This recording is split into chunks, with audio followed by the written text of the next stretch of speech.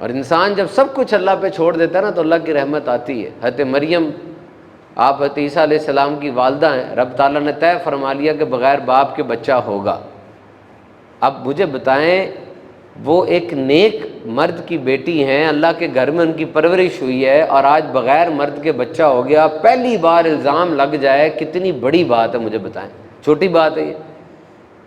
ایک انسان کے لیے کتنی بڑی بات ہوگی کہ ساری زندگی پارسائی میں گزری، اور آج وہی لوگ کہہ رہے ہیں کہ تیرا تو باپ ایسا نہیں تھا، تو بغیر باپ کے بچہ کیسے لے آئی؟ اور یاد رکھنا، کئی جگہ ایسی ہوتی ہے جہاں پہ زیادہ وضاحتیں دینا آپ کو بڑا چور بنا دیتا ہے۔ آپ اگر زیادہ وضاحتیں دینا شروع کر دیں نا، زیادہ صفائیاں پیش کریں، تو آپ کو اوپر زیادہ ہوتا ہے کہ یہ کیوں اتنی صفائیاں دے رہا ہے۔ واقعہ ایسا ہو جاتا ہے کہ آپ پھنس جاتے ہیں، آپ کچھ نہیں کہہ سکتے۔ اب مجھے بتائیں ہم کیا کریں گے؟ کیا دلیل آئے گی وہاں پہ؟ لیکن یہ رب کی رحمت ہے کہ جب یہ موقع ہوا، اس موقع پہ فرمایا اس بچے کی طرف اشارہ کر دے۔ وہ بچہ بول اٹھا کہ اللہ نے مجھے کتاب دے کر نبوت دی ہے۔ اللہ اس طرح کے سیٹ اپ بنا دیتا ہے اگر انسان اس بات کو سمجھے اور دیکھنے کی کوشش کرے۔ تو میرے محترم سامعین کرام، اللہ کی اطاعت کریں اور اللہ تعالیٰ کی اس رحمت پہ بھروسہ رکھیں کہ اللہ تعالیٰ کی رحمت آتی ہے اور آ کے ہمیں بچا لیتی ہے۔ اور یہ جس طرح سے میں نے آپ سے کہا نا کہ اللہ کی رحمت جب آتی ہے تو تھام لیتی ہے، بندوں کے اندر بھی ایسے رشتے بن جاتے ہیں۔ میں آپ کو سمجھاتا ہوں کہ جب پیار ہوتا ہے، ایک لگن ہوتی ہے، پیشن ہوتا ہے، تو رشتے کس طرح سے بنتے ہیں۔ کبھی یہ نہ کہے گا رشتہ میرا کوئی نہیں ہے یا مدد نہیں ہوتی، مدد ہوتی ہے۔ 2004 سونامی آیا تھا، سمندر بکھرا، اور 14 ملکوں میں 2,30,000 افراد مر گئے۔ اسی جگہ پر ایک قبیلہ تھا، اس کا نام تھا اوکاڑا، قبیلے کا نام تھا اوراکا نام تھا، اور اوراکا قبیلے کا ایک بندہ بھی نہیں مرا۔ وہ لوگ پہلے سے کسی اونچی جگہ پہ چلے گئے تھے۔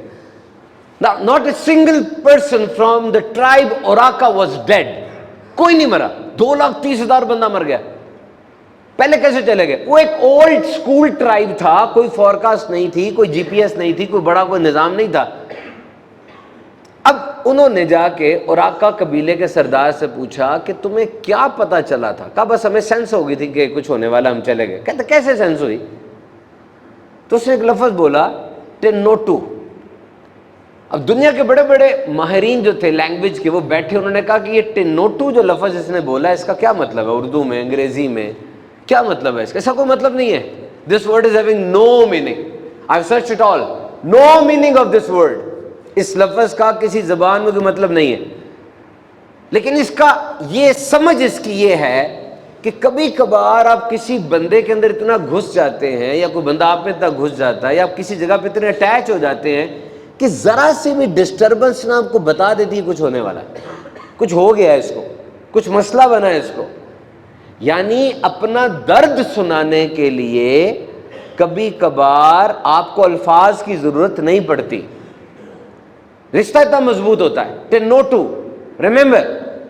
اور یہ میری بات سننے کے بعد آپ نے 2 بندوں کو سوچنا ہے، ساروں نے 2 بندوں کو سوچنا ہے، فوراً سوچیں۔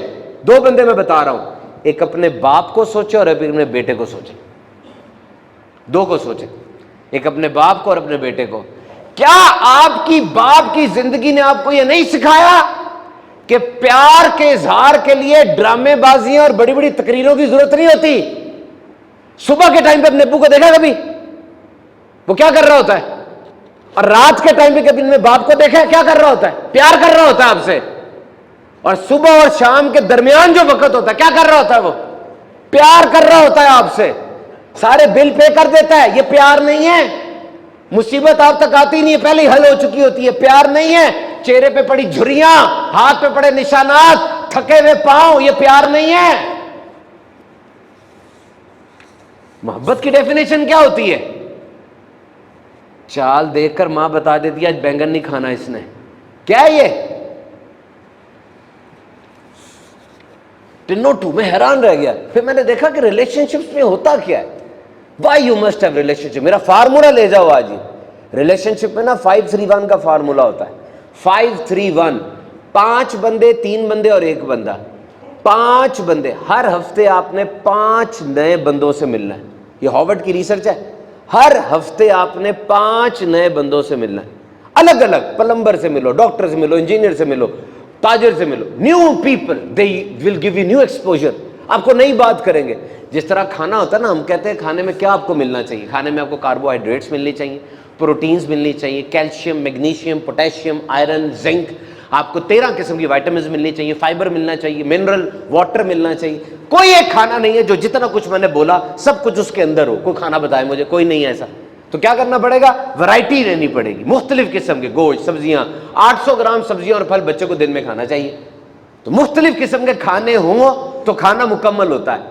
تو مختلف قسم کے بندے ہونا تب بندہ مکمل ہوتا ہے. 5 مختلف بندوں سے ملے. یقین کریں کوئی بندہ آ کے ایسی بات کر جائے گا کہ آپ کی انکم بڑھ جائے گی, نئی سوچ دے جائے گا. آپ پھنسے ہوں گے بڑے عرصے سے, اس کی موجودگی وہ پھنسائی کو کھول دے گی. کر کے دیکھیں, ہم بنے اس طرح کے ہیں, اللہ نے بنایا ایسا ہے ہمیں. We learn, we teach and we learn. تو 5 بندے ہفتے میں نئے بندوں سے ملے.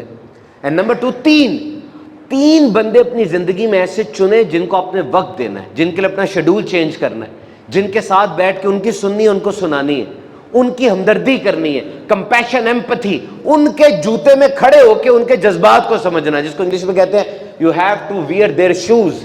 کیونکہ جب تک آپ اس کا جوتا پہنتے نہیں آپ کو تو نہیں پتا چلے گا جوتا لگتا کہاں ہے.